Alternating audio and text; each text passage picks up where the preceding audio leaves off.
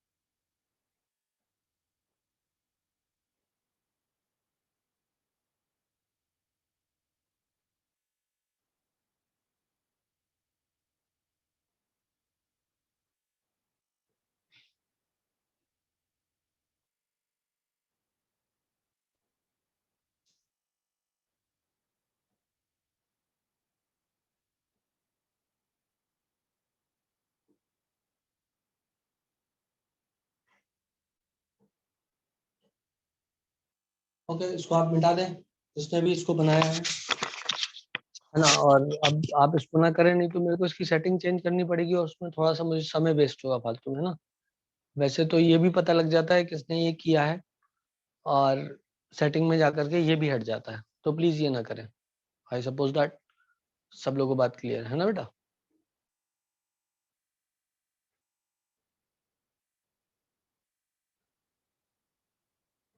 देखो, suspend and report.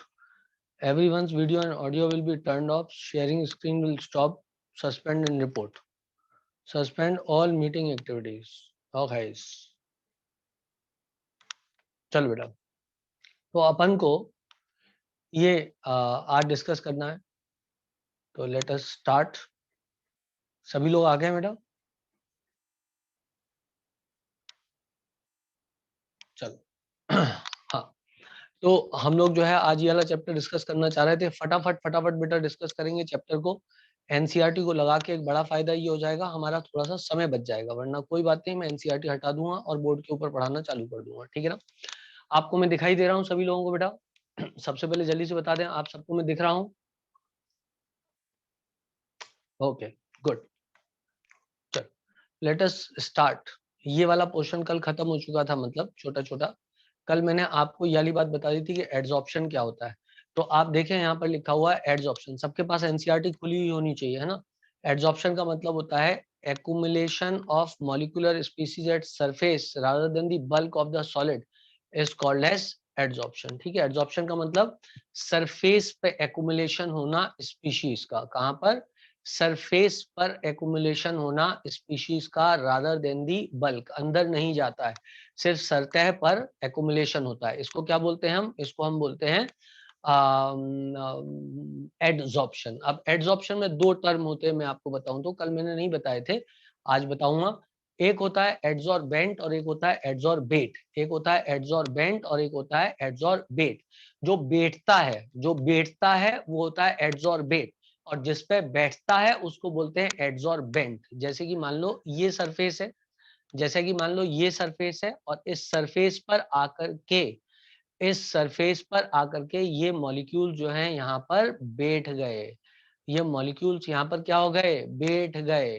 तो जो सरफेस है उस सरफेस को हम क्या बोलेंगे, ये सरफेस जिस पे बैठे हैं उसको क्या बोलेंगे, उसको बोलेंगे हम एड्सॉर्ब, इस सरफेस को क्या बोलेंगे, एड्सॉर्बेंट। और इसको क्या बोलेंगे, जिस पे बैठे, जो बैठे हैं उनको क्या बोलेंगे, एड्सॉर्बेट। तो जो बैठते हैं उनको बोलते हैं बेट, और जिस पर बैठते हैं उनको बोलते हैं बेंट। क्या सब लोग को इतनी बात याद हो गई है? एड्सॉर्बेट एंड एड्सॉर्बेंट, दो शब्द हो गए। ठीक है बच्चों, चलो आगे बढ़ते हैं और आगे पढ़ते हैं। ये दोनों शब्द क्लियर हैं सब लोगों को? ओके, अब एड्सॉर्प्शन जो होता है उसके कुछ एग्जांपल्स कल ये डिस्कस हो गए थे, आपको याद होगा मैंने बोला था कुछ गैसेस जो है क्लोज्ड वेसल में यदि रख दी जाए और पाउडर चारकोल वहां पर ऐड कर दिया जाए। देखो बताया था कल कि गैसेस किसी क्लोज्ड कंटेनर में रख दी जाए, और यदि यहाँ पर मैं मान लो पाउडर्ड चारकोल, ये मैंने पाउडर्ड चारकोल पीले कलर का बना दिया, इसको यहाँ पे मैंने रख दिया, और लोग काले कलर का बनाता तो और अच्छा रहता, ठीक है ना बेटा। तो ये चारकोल मैंने यहाँ पर रख दिया, तो गैसेस क्या होंगी, क्या गैसेस इस चारकोल की सरफेस पे आके एड्सॉर्ब हो जाएंगी और प्रेशर क्या होगा, गिर जाएगा। सभी को बात समझ में आ गई होगी, कोई दिक्कत नहीं है इसमें, है ना। फिर एक एग्जांपल मिथाइलिन ब्लू वाला बताया था, ऑर्गेनिक डाई मिथाइलिन ब्लू, उसको हमने लिया था और चारकोल भरा था। चारकोल भरने पर ऑर्गेनिक डाई जो है एड्सॉर्ब हो गई थी, और उसके एड्सॉर्ब होने से क्या हुआ था, वो जो ब्लू कलर था वो गायब होना चालू हो जाता है, लाइटर होना चालू हो जाता है। फिर एक एग्जांपल मैंने आपको शुगर, रॉ शुगर का दिया था, जो कि थोड़ा ब्राउनिश पीले कलर की होती है, और हम जो है एनिमल चारकोल का प्रयोग करके उस कलर को हटा देते हैं। ये है वो तीसरा पॉइंट, ठीक है बेटा। ये तीनों पॉइंट डिस्कस कल हो चुके थे, सभी लोगों को याद होंगे। फिर मैंने बताया था the air becomes dry in presence of silica gel, क्योंकि सिलिका जेल क्या करता है, पानी को एब्जॉर्ब कर लेता है। सिलिका जेल पानी को क्या करेगा, एडजॉर्ब कर लेगा, है ना। क्या कर लेगा, एडजॉर्ब, मैंने गलती से एब्जॉर्ब बोल दिया, यहाँ टर्म क्या यूज किया, एडजॉर्ब कर लेगा। कौन कर लेगा, सिलिका जेल, और उसकी मदद से क्या होगा, एयर ड्राई हो जाएगी। तो क्या चारों एग्जाम्पल याद है सब बच्चों को? अब चारों एग्जाम्पल सब बच्चों को याद हो गए? ओके ठीक है, हाँ ना करते जाया करो, थोड़ा सा पार्टिसिपेशन होना जरूरी है। It is clear from the above example, ऊपर के एग्जाम्पल से बात बहुत क्लियर हो जाती है कि सॉलिड सरफेस जो होती हैं वो होल्ड कर सकती हैं गैस और लिक्विड मॉलिक्यूल को by the virtue of adsorption. Adsorption के द्वारा सॉलिड सरफेस लिक्विड और गैसेस को होल्ड कर सकती हैं, ठीक है बेटा। अब आता है distinction between absorption and adsorption. Gas का प्रेशर कम हो जाएगा ना बेटा, गैस का प्रेशर कैसे कम हो जाएगा, क्योंकि गैसेस जो होंगी वो एड्सॉर्ब हो जाएंगी सरफेस पे, और यदि गैसेस एड्सॉर्ब हो जाएंगी, कम होगा चारकोल। सर गैस का प्रेशर कम कैसे होगा चारकोल से? बच्चे देख, ये कंटेनर था, जिसने भी क्वेश्चन पूछा, ये कंटेनर था बेटा, ये चारकोल था, इसके अंदर गैसेस भरी हुई थी।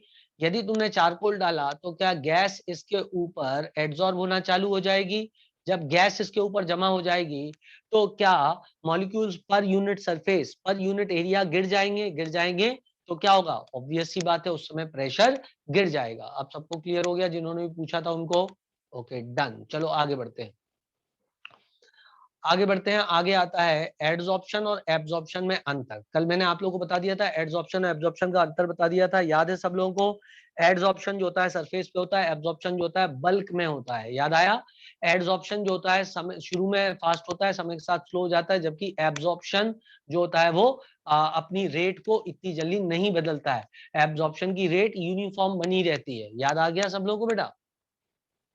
ओके चलो, जैसे चौक को यदि पानी में डाल दिया जाए तो वहां पे क्या होगा, चौक को यदि पानी में डालने तो एब्जॉर्प्शन होता है, जबकि इंक में डालते हैं तो एड्सॉर्प्शन होता है। यदि चौक को आप इंक में डाल दोगे और फिर उस चौक को तोड़ोगे तो अंदर आपको व्हाइट दिखाई देगा और बाहर की ओर ब्लू दिखाई देगा, यदि ब्लू इंक में डाला है ऑब्वियसली तो, है ना। लेकिन यदि पानी में डालोगे तो पूरा पानी जो है अंदर एब्जॉर्ब हो जाता है। वो जो इंक के पार्टिकल्स होते हैं बड़े होते हैं, तो वो एब्जॉर्ब नहीं हो, वो क्या हो गए, एड्सॉर्ब हो गए। क्लियर है बेटा इतनी बात सब लोगों को? Okay done. फिर तो एग्जाम्पल दिए, जैसे सिलिका जेल होता है ना, water vapors are absorbed by anhydrous calcium chloride and silica gel. This is just a example. और एब्जॉर्प्शन का एग्जांपल दे दिया है कुछ के वाटर जो है एब्जॉर्ब हो जाता है, किसके अंदर एब्जॉर्ब हो जाता है, चौक के अंदर absorb. While absorption the concentration is uniform through out the bulk of the solid. जबकि एड्सॉर्प्शन में क्या होता है, ये पॉइंट लास्ट में जो दिया है देखो बेटा, लास्ट में बोलता है water vapour are absorbed by anhydrous calcium chloride but adsorbed by silica gel. Water vapour are absorbed by calcium chloride. अब ये एक एग्जांपल हो गया जो हमें याद रखना पड़ेगा कि वाटर वेपर कैल्शियम क्लोराइड के द्वारा क्या होते हैं, एब्जॉर्ब होते हैं, जबकि सिलिका जेल के द्वारा क्या होते हैं, एडसॉर्ब होते हैं. हालांकि मेरा एक्सपीरियंस ये कहता है एनसीईआरटी इतनी खोद खोद के नहीं पूछते हैं, लेकिन फिर भी रिस्क ना ली जाए, एनसीईआरटी एटलीस्ट पूरी याद कर ली जाए. तो कैल्शियम क्लोराइड क्या करता है बेटा, एड्सॉर्प्शन के एब्जॉर्प्शन. कैल्शियम क्लोराइड वाटर को क्या करेगा, एब या एड, एब या एड, एब करेगा, एब्जॉर्प्शन करेगा. जबकि सिलिका जेल क्या करता है, एड या एब. सिलिका जेल क्या करेगा, सिलिका जेल एड्सॉर्ब करेगा. Very good. चलो भाई फैक्ट भी याद हो गया एनसीईआरटी का, ठीक है, ओके.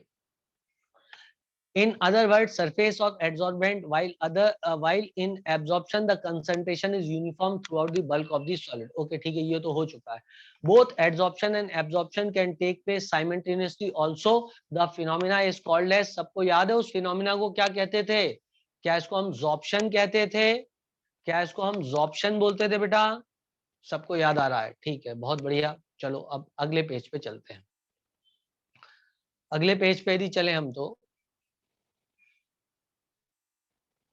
शायद क्या होता है एड्सॉर्प्शन, हाँ एड्सॉर्प्शन और एब्जॉर्प्शन दोनों, मैकेनिज्म ऑफ एड्सॉर्प्शन. ओके ठीक है. एड्सॉर्प्शन के दौरान क्या होता है, एक सेकंड में गेट लगा दूं, बाहर से कुछ आवाज आ रही है. ओके हाँ भाई, तो क्या होता है मैकेनिज्म ऑफ एब्सॉर्प्शन पे हम लोग, एड्सॉर्प्शन पे, मैकेनिज्म ऑफ किस पे, मैकेनिज्म ऑफ एडसॉर्प्शन पे हम चल रहे हैं. एडसॉर्प्शन का मैकेनिज्म हम पढ़ने वाले हैं कि एडसॉर्प्शन कैसे होता है. कल बताया था मैंने आपको सरफेस पे फ्री वैलेंसीज होती हैं, याद आया सब लोग को, सरफेस पे फ्री वैलेंसी होती है जिसे हम डेंगलिंग बॉन्ड्स बोलते हैं, याद आ गया सबको. और जो फ्री वैलेंसीज होती हैं उन्हीं के रास्ते क्या होता है, एडसॉर्प्शन होता है ना. अच्छा, जब एडसॉर्प्शन होता है तब डेल्टा एच की वैल्यू क्या होगी बेटा, नेगेटिव के पॉजिटिव, ये एग्जाम में आ चुका है और भी आएगा. डेल्टा एच की वैल्यू क्या होगी, एडसॉर्प्शन जिस समय होगा उस समय डेल्टा एच की वैल्यू क्या होगी, कोई होशियार बच्चा जो बताना चाहे तो बताए. हाँ बच्चों, क्या होगा, वैल्यू को नेगेटिव हो जाएगी. बहुत बढ़िया, क्योंकि बॉन्ड बनेगा, क्योंकि बॉन्ड सिर्फ बनेगा उस दौरान. देखो जब सिर्फ बॉन्ड बनता है तो डेल्टा एच नेगेटिव होता है, बॉन्ड टूटे और बॉन्ड बने तो नहीं कह सकते कि डेल्टा एच क्या होगा. देखो बेटा जैसे ये है, सरफेस पे क्या है, फ्री वैलेंसीज है, जो भी मॉलिक्यूल गैसेस बाहर से आएंगे वो सिर्फ और सिर्फ बॉन्ड बनाएंगे, कोई बॉन्ड टूट तो रहा नहीं है बच्चों.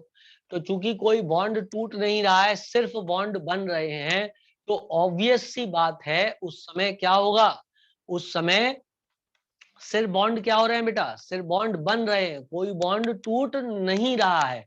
तो इसलिए डेल्टा एच की वैल्यू सदा क्या होगी, नेगेटिव होगी. क्लियर है बेटा. अब आता है डेल्टा एस की वैल्यू पे क्या फर्क पड़ता है. डेल्टा एस की वैल्यू पे क्या फर्क पड़ता है तो समझना आप बात को. डेल्टा एस की जो वैल्यू होती है वो क्या हो जाएगी बेटा, डेल्टा एस की वैल्यू भी नेगेटिव हो जाएगी. डेल्टा एस की वैल्यू भी नेगेटिव हो जाएगी. क्यों, क्योंकि एंट्रोपी घट गई है. पहले गैस के मॉलिक्यूल फ्रीली घूम रहे थे, अब सरफेस पे आके बैठ गए हैं, तो एंट्रोपी क्या हो गई है, कम हो गई है, तो डेल्टा एस नेगेटिव हो जाएगा. पर एड्सॉर्प्शन यदि हुआ है तो इसका मतलब तो ये हुआ ना, यदि एड्सॉर्प्शन खुद हुआ है किसी सरफेस पे तो डेल्टा जी की वैल्यू क्या होगी, नेगेटिव या पॉजिटिव. यदि किसी सरफेस पे एड्सॉर्प्शन खुद हुआ है तो डेल्टा जी की वैल्यू क्या होगी बच्चों, नेगेटिव या पॉजिटिव, कौन बताएगा. सही कहा आपने, डेल्टा एच की वैल्यू क्या हो जाएगी, नेगेटिव हो जाएगी. अब चूंकि डेल्टा एच की वैल्यू यहाँ, सॉरी डेल्टा जी की वैल्यू क्या होगी बेटा, डेल्टा जी की वैल्यू नेगेटिव होगी. तो इसका मतलब क्या मैं यहाँ पर ये बात कह सकता हूँ कि प्रोसेस तो स्पॉन्टेनियस है ये वाला एडसॉर्प्शन, यदि किसी सतह पर हो रहा है एडसॉर्प्शन तो हो तो इसीलिए रहा है क्योंकि वो स्पॉन्टेनियस है, तभी तो हो रहा है। तो क्या मैं बोल सकता हूं कि डेल्टा एच का mod is greater than mod of T delta S? बोलो बच्चों। या minus delta H is greater than, मतलब magnitude wise, than minus T delta S, है ना बेटा। अच्छा, यदि मान लो मैंने टेम्परेचर बढ़ाया तो क्या टेम्परेचर बढ़ाने पर बेटा ये वाली वैल्यू बढ़ती जाएगी? और यदि ये वाली वैल्यू बढ़ी तो क्या माइनस टी डेल्टा एस की टोटल ओवरऑल वैल्यू जो पॉजिटिव आ रही है, क्योंकि डेल्टा एस नेगेटिव है, वो बड़ी हो जाएगी, प्रोसेस नॉन स्पॉन्टेनियस हो जाएगा। बोलो चमका ये बात दिमाग पे। जब हम टेम्परेचर बढ़ाएंगे तो एड्सॉर्प्शन कम हो जाएगा, और ये बात सब बच्चों को पता होगी पहले से कि टेम्परेचर बढ़ाने पर गैसेस का एड्सॉर्प्शन कम हो जाता है। ये तो कॉमन सेंस से भी आ जाता है, कई बार हमको समझ में आ जाता है कि नहीं आ जाता है। हम कॉमन सेंस से ये बात समझ लेते हैं कि कोई गैस यदि सरफेस पे एड्सॉर्ब है और कोई आया और उसने आके यहाँ पर आग लगा दी, यदि उसने यहाँ आकर के आग लगा दी तो क्या होगा बेटा, ये गैस के मॉलिक्यूल उठ के चले जाएंगे। ठीक है बच्चों, एंड देयरफॉर हम कह सकते हैं कि टेम्परेचर बढ़ाने पर प्रोसेस रिवर्स होने लग जाएगा। यहां तक सब लोग कंफर्टेबल हैं? चलो अब पढ़े अपन type of adsorption. Type of adsorption में एडसॉर्प्शन जो है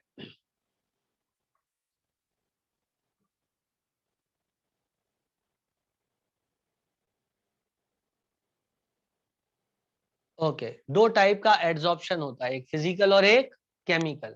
एक एडसॉर्प्शन होता है फिजिकल और एक एडसॉर्प्शन होता है केमिकल।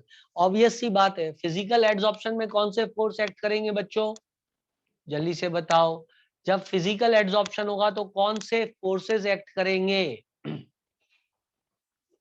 कौन से बॉन्ड बनेंगे? वेरी गुड, एकदम सही जवाब दिया है बच्चों ने। सही जवाब है वैंडरवाल फोर्सेस। कौन से फोर्सेस? वैंडरवाल फोर्सेस। क्लियर है बेटा? वैंडरवाल फोर्सेस। क्या इस दौरान इलेक्ट्रॉन्स का एक्सचेंज होगा? बिल्कुल नहीं होगा, इलेक्ट्रॉन्स का एक्सचेंज नहीं होगा। ठीक, अच्छा, वैंडरवाल फोर्स बहुत मजबूत होते हैं कि वीक टाइप के फोर्सेस होते हैं? ऑब्वियसली वीक टाइप के फोर्सेस होते हैं। तो क्या उनका जो डेल्टा एच होगा बच्चों, उसकी वैल्यू नेगेटिव में कम आएगी? क्या डेल्टा एच की वैल्यू कम नेगेटिव आएगी? क्योंकि फोर्स ऑफ इंटरेक्शन कम होगा। जबकि जब केमिकल एड्सॉर्प्शन होगा तो क्या डेल्टा एच की वैल्यू हाइयर आएगी बेटा? तो डेल्टा एच की वैल्यू हाइयर आएगी केमिकल एड्सॉर्प्शन में, बिल्कुल हाइयर आएगी। अच्छा, कौन सा प्रोसेस रिवर्सिबल होगा और कौन सा इरिवर्सिबल होगा? केमिकल एड्सॉर्प्शन कैसा होगा बेटा? फिजिकल एड्सॉर्प्शन और केमिकल एड्सॉर्प्शन। फिजिकल एड्सॉर्प्शन क्या आसानी से रिवर्स हो जाएगा बेटा? क्योंकि वहां पर बॉन्ड मजबूत नहीं होंगे।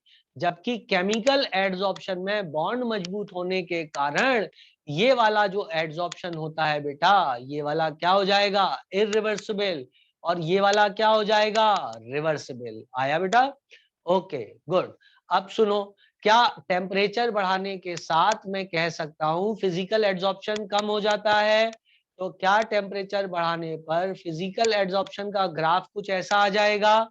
यदि यहां पर मैं प्लॉट कर दूं x/m और यहां पर प्लॉट कर दूं t, तो ये x/m क्या है? This is amount of adsorbate. किसका अमाउंट है? एड्सॉर्बेट का।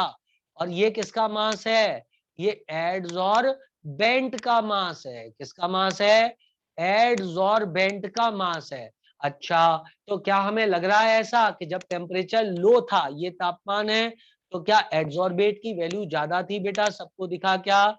ये देखो वैल्यू ज्यादा थी इस समय, लेकिन जैसे जैसे टेम्परेचर घटा वैसे वैसे वैल्यू भी घटने लग गई, वैल्यू नीचे आ गई। क्या सबको समझ में आ गया?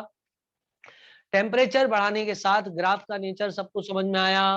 फिजिकल एड्सॉर्प्शन का ग्राफ सबको समझ में आ गया। टेम्परेचर बढ़ाने के साथ ग्राफ कैसा बनेगा? ठीक है बेटा, तो उसका ग्राफ कुछ ऐसा बनेगा, लाइक दिस। हो, एक तरफ क्या लिखेंगे? x, और इधर क्या लिखेंगे? m, और इधर क्या लिखेंगे? टेम्परेचर। Okay, okay. अच्छा, अब पढ़ते हैं केमिकल एड्सॉर्प्शन का ग्राफ क्या होगा। तो चलो बेटा, यदि आपने ये ग्राफ कहीं अपनी एनसीईआरटी में चुपके से बना लिया हो, शायद आगे दिया हो एनसीईआरटी में, मुझे याद नहीं आ रहा है दिया है कि नहीं दिया है, पर ये ग्राफ अच्छा है और इम्पोर्टेंट भी है, हमको पता होना चाहिए। तो आप देख लें, यदि एनसीईआरटी में नहीं दिया हुआ है आपके आगे, तो आप साइड में छोटू सा ग्राफ बना लें, 2 ग्राफ बनेंगे, एक केमिकल एड्सॉर्प्शन का ग्राफ भी बना हुआ, ठीक है बेटा। नहीं दिया तो आप साइड में थोड़ा सा जो जगह खाली है ना टाइप ऑफ एड्सॉर्प्शन के, वहां 2 ग्राफ बना दिए। एक छोटू सा ग्राफ ये वाला बना लो। अब मैं एक और ग्राफ बना रहा हूं, वो वाला ग्राफ भी बना लेना। देखो बेटा, ये किसका ग्राफ है? ये ग्राफ है बच्चों केमिकल एड्सॉर्प्शन का। बोलो किसका ग्राफ है बेटा? ये ग्राफ है केमिकल एड्सॉर्प्शन का। This is x/m and this is temperature. क्या बात समझ में आई? क्या हुआ बेटा, शुरू में क्या हुआ? शुरू में टेम्परेचर बढ़ाने पर क्या हुआ? एड्सॉर्प्शन का रेट बढ़ गया और फिर गिरना चालू हो गया। क्या थोड़ी फील आ रही है? ऐसा क्यों हुआ होगा? क्योंकि शुरू में केमिकल रिएक्शन करने के लिए जो नेसेसरी एक्टिवेशन एनर्जी चाहिए वो बड़ी होगी। बोलो हाउ। एंड देयरफॉर ये ग्राफ ऊपर की तरफ गया, लेकिन टेम्परेचर एक हद से ज्यादा जाने पर फिर बॉन्ड टूटने लग गए होंगे जो बन गए थे और एड्सॉर्प्शन कम हो गया होगा। क्या सब बच्चों को आ गया समझ में बेटा? तो टाइप ऑफ एड्सॉर्प्शन 2 टाइप का होता है, केमिकल, फिजिकल। फिजिकल एड्सॉर्प्शन जो होता है रिवर्सिबल होता है, केमिकल एड्सॉर्प्शन रिवर्सिबल होता है। फिजिकल एड्सॉर्प्शन में वैन डर वाल्स फोर्सेस काम करते हैं, जबकि केमिकल एड्सॉर्प्शन में कोवलेंट बॉन्ड बनता है नॉर्मली, है बेटा। और कोवलेंट बॉन्ड बनने के कारण वहां रिवर्सिबिलिटी नहीं होती है, मजबूत होता है। Delta H of adsorption process chemical में ज्यादा नेगेटिव होता है, फिजिकल में कम नेगेटिव होता है। मिटा दूं बेटा? क्या मैं ग्राफ मिटा दूंगा? चलो आओ ग्राफ मिटाएं। अब हम पढ़ते हैं दूसरी चीज और आता है characteristic of physical adsorption. Physical एक टाइम तो बढ़ेगा फिर डिक्रीज होगा, बिल्कुल सही सर। केमिकल एडसॉर्प्शन तो नॉन रिवर्सिबल होता है ना? मैंने बेटा नॉन रिवर्सिबल ही बोला है, इरिवर्सिबल बोलते हैं नॉन रिवर्सिबल को, विश्वास है ना। नॉन रिवर्सिबल मतलब इरिवर्सिबल बोला है। यदि मैंने कभी गलती से ऐसा बोल दिया हो बोलते बोलते कि रिवर्सिबल बोल दिया हो तो कोई बात नहीं। मैं आपसे क्या बोल रहा हूँ, केमिकल एडसॉर्प्शन में इनिशियल वैन डर वाल बॉन्ड होगा ना? देखो बेटा, इनिशियली आप कह भी सकते हो, लेकिन उस समय जिस समय आप बोल रहे हो कि इनिशियल वैन डर वाल बॉन्ड है, वो फिर केमिकल नहीं है, उस समय फिजिकल है। केमिकल का मतलब ही ये होता है बेटा कि इलेक्ट्रॉन्स का एक्सचेंज हुआ है। क्या बात क्लियर हो गई आपको? तो आप ये जरूर कह सकते हो chemical adsorption was followed by, sorry, physical adsorption was followed by chemical adsorption. अरे बोलो बोलो, बात समझ में आ रही है कि नहीं आ रही है? ऐसा होता है ना, पहले हमें कोई पसंद आ जाता है, फिर जब वो पसंद आ जाता है तो इसको बोलते हैं फिजिकल एड्सॉर्प्शन, और उसके बाद में हमारी उससे शादी हो जाती है, उसको बोलते हैं केमिकल एड्सॉर्प्शन। क्या बात क्लियर है सब लोगों को? तो ये हो सकता है, ये भी हो सकता है कि आपकी सीधी शादी ही हो जाए। क्लियर है बेटा? I hope you understand this. ठीक है बेटा, आप गए, आप समझ रहे हो मेरी बात को? सब लोग बात को समझ गए होंगे, है ना। लेकिन बुक में ऐसा जनरली नहीं देते कि physical adsorption is followed by the chemical adsorption, वो तो अलग अलग बताते हैं, एक फिजिकल है और एक केमिकल है। लेकिन ये नेचुरल सी बात है कि ऐसा भी हो सकता है, physical adsorption can be followed by the chemical adsorption, but at last ऐसे एड्सॉर्प्शन को हम केमिकल ही बोलेंगे। आओ आगे बढ़े। अब बेटा केमिकल फिजिकल एड्सॉर्प्शन जो होता है, फिजिकल एड्सॉर्प्शन में लैक ऑफ स्पेसिफिसिटी होती है। पसंद तो कोई भी आ सकता है, याद करो बेटा। क्या ये बात सबको चमक गई है? पसंद तो कोई भी आ सकता है। शादी किससे करेंगे? जिससे मम्मी पापा कहेंगे। क्या कहते हो यार? क्या बात सही है कि नहीं है ना?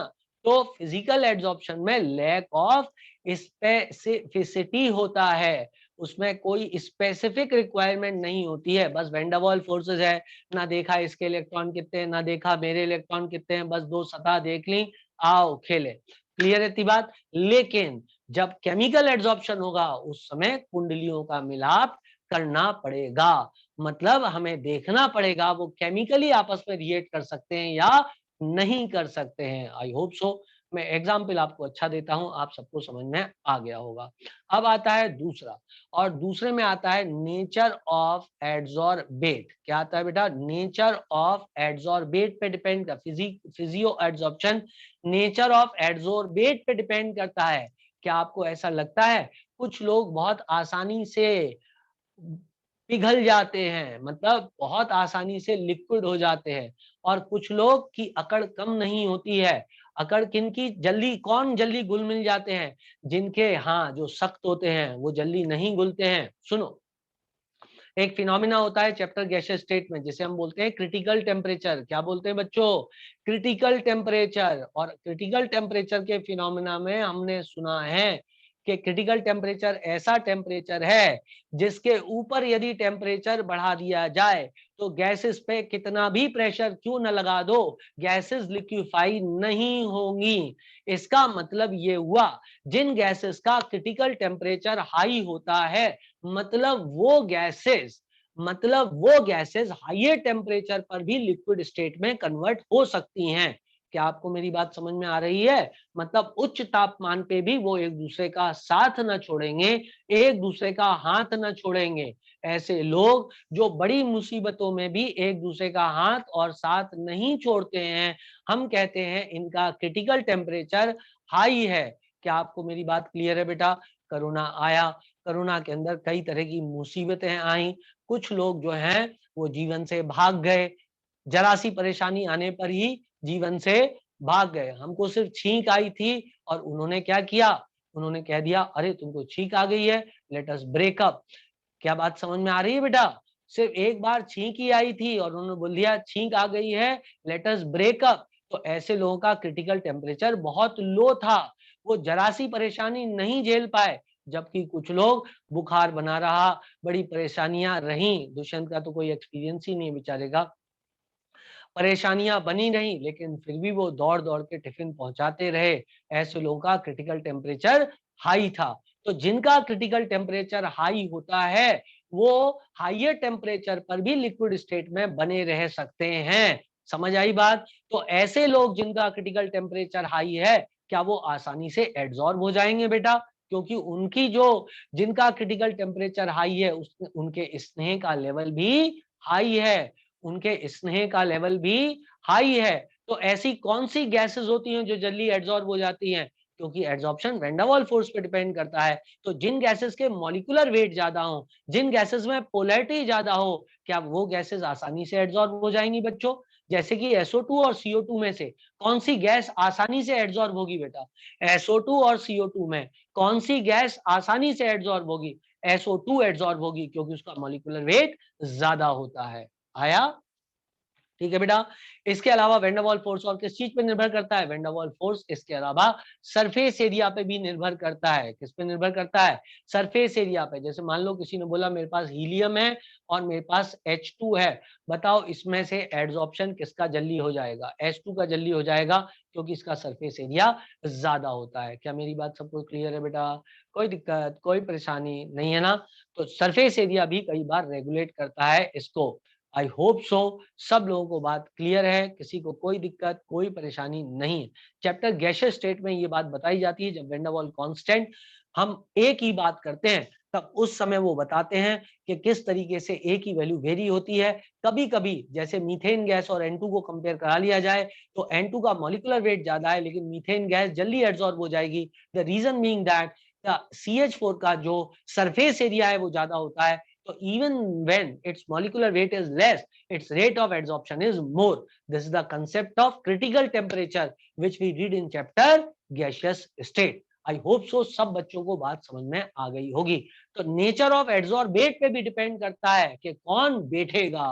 कुछ लोगों को बैठने की आदत बहुत ज्यादा होती है, वो आते हैं कितनी भी सतह गर्म क्यों ना कर दो, लेकिन वो पास में आके बैठ जाते हैं। क्या ये बात क्लियर है बेटा? और पीछे से कई बार टांगे वांगे मारते रहते हैं, आपने क्लासेस में देखा है। कुछ लोग जो है कितना भी उनको हड़काओ, कितना भी धमकाओ, लेकिन वो फिर भी वहां करके बैठ जाते हैं और टांगे वांगे मारते रहते हैं। क्या सबको एग्जाम्पल याद आ रहा है बच्चों? बहुत बढ़िया, आगे बढ़ते हैं और आगे पढ़ते हैं। मारने वाले एकदम साइलेंट बने हुए हैं, कुछ कह नहीं रहे हैं, कोई बात नहीं। आगे बढ़ते हैं और आगे बढ़ते हैं और बातें करते हैं, ठीक है बेटा। तो ये क्या था बच्चों, ये था नेचर ऑफ एड्सॉर्बेट। क्लास की याद आ रही होगी कईयों को तो इस समय, मेरे एग्जाम्पल सुन के कुछ के तो आंसू आ गए होंगे। चलो भाई आगे बढ़ते हैं, आगे पढ़ते हैं, जल्दी ही क्लास रिटेन होगी, ईश्वर करेगा बहुत जल्दी क्लास रिटेन होगी। 45 साल से उम्र जिनकी ज्यादा है उनको 1 अप्रैल से जो है वैक्सीन मिलना चालू हो रही है। तुम लोग देख लो, यदि किसी को लग रही हो तो। मेरे को तो अभी काफी समय बाकी है वैक्सीन लगने में, मुझे तो लगता है कि अभी तो काफी समय लग जाएगा यार। मैं कैसे लगवाऊंगा पागल, 20 साल मेरी उम्र है अभी मुश्किल से, अभी कैसे वैक्सीन लगवाऊंगा, मेरा नंबर तो काफी ज्यादा लेट आने वाला है, मुझे पता है। तो खैर कोई बात नहीं, लेकिन आज ये आ गया है गवर्नमेंट के द्वारा 45 के ऊपर वालों को वैक्सीन 1 अप्रैल से, भले बीमारी बीमारी ना हो लेकिन लगा दी जाएगी। क्लियर है बेटा इतनी बात। आप लोगों में से जिस जिसने ये एज ग्रुप क्रॉस कर लिया है, आप जा करके वैक्सीन लगवा सकते हो। टीचर होने के नाते मेरा धर्म था, मैंने आपको बता दिया, मेरी बारी अभी काफी लेट आएगी। खैर, रिवर्सिबल नेचर फिजिकल, हाँ 17 का, thanks thanks Neha, extra doubt for this. हाँ बेटा, चलो reversible nature, physical absorption of a gas by the solid is generally reversible in nature, है ना, रिवर्सिबल होता है बेटा नेचर में, आसानी से रिवर्स हो जाता है नेचर में।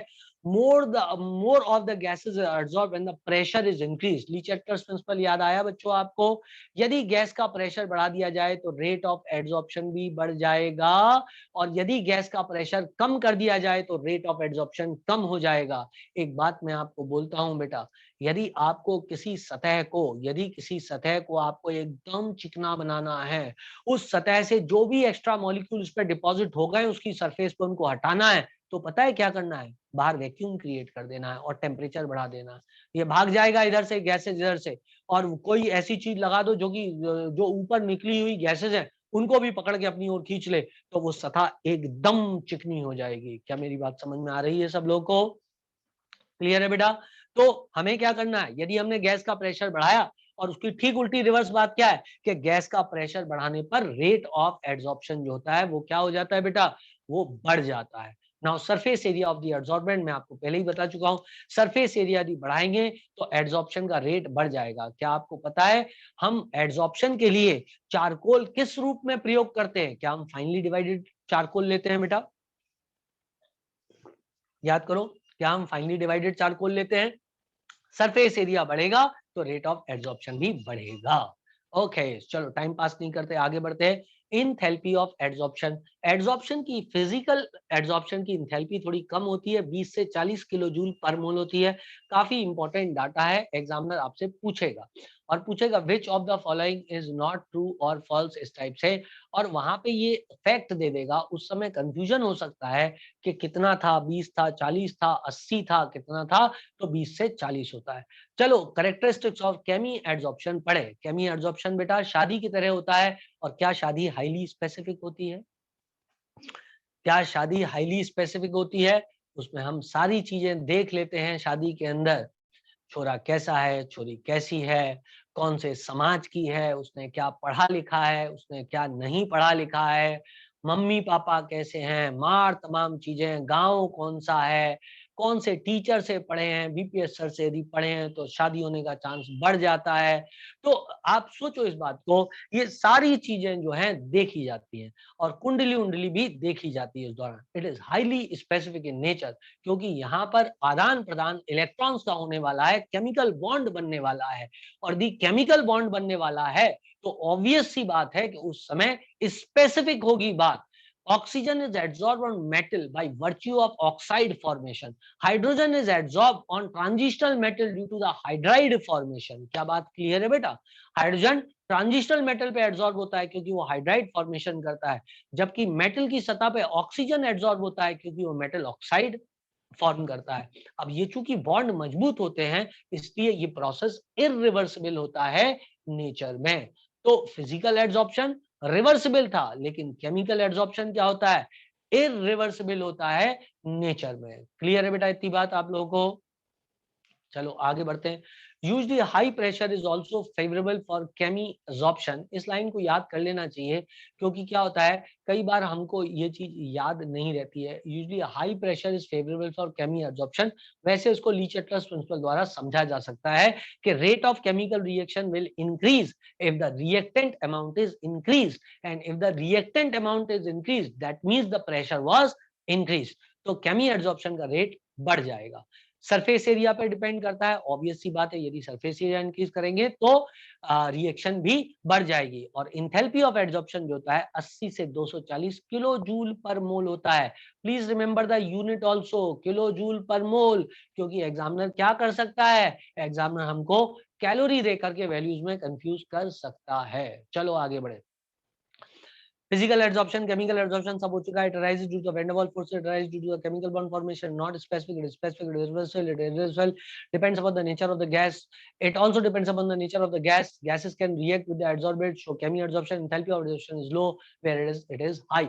एक पॉइंट में सिमिलरिटी है, दोनों नेचर ऑफ द गैस पे डिपेंड करता है, ये बात तो सही है। चाहे फिजिकल अट्रैक्शन हो, चाहे फिजिकल एब्जॉर्प्शन हो, चाहे केमिकल एब्जॉर्प्शन हो, इसके लिए नेचर सामने वाले का बहुत जरूरी है। आई होप सो सबको बात क्लियर। हम आगे बढ़ सकते हैं और आगे पढ़ सकते हैं। आओ और आगे पढ़े। अब अच्छा, ये low temperature is favourable for हाँ बेटा सर, केमी एब्जॉर्प्शन में हाई टेम्परेचर क्यों लगता है? बच्चे यदि आपको याद हो तो एक आपने गैसियस स्टेट चैप्टर के अंदर एक ग्राफ पढ़ा होगा, मैक्सवेल डिस्ट्रीब्यूशन ग्राफ। याद आया बच्चे? मैक्सवेल डिस्ट्रीब्यूशन ग्राफ जो होता है वो कुछ यूं जाता है, यदि याद आ रहा हो, और यहाँ पर जो मॉलिक्यूल जिनके पास नेसेसरी एक्टिवेशन एनर्जी है वो इधर दिखाते हैं अपन, याद करो। ये एरिया अंडर द ग्राफ क्या दिखाता है? Total number of molecules that are present in the container. जो पीले रंग से ग्राफ होता है वो क्या दिखाता है? वो ये दिखाता है कि कितने मॉलिक्यूल्स के पास एनर्जी है sufficient to do the chemical reaction. जब हम टेम्परेचर बढ़ाते हैं तो क्या ग्राफ फ्लैट हो जाता है थोड़ा सा? सॉरी, ये थोड़ा सा कचरा हो गई। हाँ, तो ग्राफ थोड़ा सा फ्लैट हो जाता है बच्चों। ग्राफ थोड़ा सा फ्लैट हो जाता है, कुछ यूं करके ग्राफ हो जाता है। फिर कचरा कर दी, थोड़ा और अच्छा बनाती, ऐसा हो जाता है कुछ ग्राफ। तो एरिया अंडर द ग्राफ बढ़ जाता है बेटा। एरिया अंडर द ग्राफ बढ़ने पर बहुत सुंदर ग्राफ नहीं बन पाया, आपको पता है कि किस हालत में मेरे को उसको लिखना पड़ रहा है, लेकिन आप समझ गए होंगे कि टेम्परेचर बढ़ाने पर रेट ऑफ रिएक्शन बढ़ जाएगा। आया समझ में? चैप्टर केमिकल काइनेटिक्स में भी आपने पढ़ा है ये बात कि एवरी 10 टेम्परेचर डिग्री सेंटीग्रेड बढ़ाने पर 2 से 3 गुना तक रिएक्शन का रेट बढ़ जाता है। यदि मेंशन ना किया हो तो 2 गुना हमें बताना चाहिए। याद आ गया बेटा सभी लोग को? Okay good. तो जिन्होंने डाउट पूछा था उनको डाउट क्लियर है बेटा? जिन्होंने डाउट पूछा था उनको कंसेप्ट क्लियर हो गया है बच्चे? ओके डन, बहुत बढ़िया। आगे बढ़ते हैं। तो no appreciable activation energy is required for the physical absorption, जबकि केमिकल एब्जॉर्प्शन के लिए एक्टिवेशन एनर्जी मिलती है। बस इसी पॉइंट में छुपा है उसका आंसर, जो अभी भी क्वेश्चन आपने पूछा था। It depends upon the surface area, increase with the increase of surface area, वो भी डिपेंड करता है सरफेस एरिया पे।